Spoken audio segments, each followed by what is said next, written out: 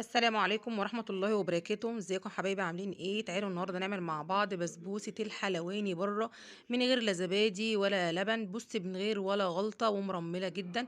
وهتعمليها بنفس اللون اللي هو البني بتاعت المحلات اللي بره، مش هنعملها بيضة.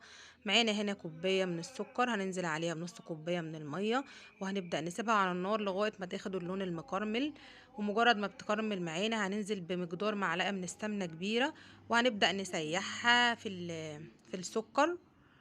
خلاص، هي ده المكون الاساسي اللي احنا هنضيفه في البسبوسه النهارده. هي علبه القشطه فقط، مش هضيف لا لبن ولا زبادي. وهننزل بعلبه القشطه كده، وهنحط فيها شويه ميه نفس العلبه هي، وهتنزلي عليها وتسيبيها على النار لغايه ما يفك كل الكلام ده معاكي وتبدا تغلي معاكي.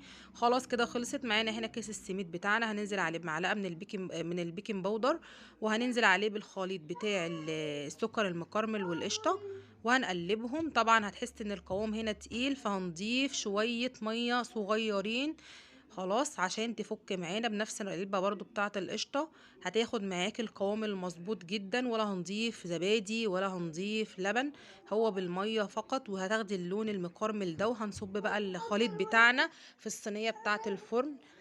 خلاص، وهنحطها في الفرن. ومجرد ما بتخرج بقى من الفرن عشان تاخد معاكي بقى قوام مظبوط، هتكون البسبوسه سخنه، والشربات كمان سخنه عشان تبقى طريه معاكي. هتخلي الاتنين سخنين، وهتسقي بيها ايه الشربات. وبصي شربت الشربات بتاعها وشكلها تحفه. شوف لونها يا جماعه. ونكون بكده خلصنا مع بعض الفيديو. يا رب يعجبكم، واشوفكم بخير حبايبي في فيديو جديد.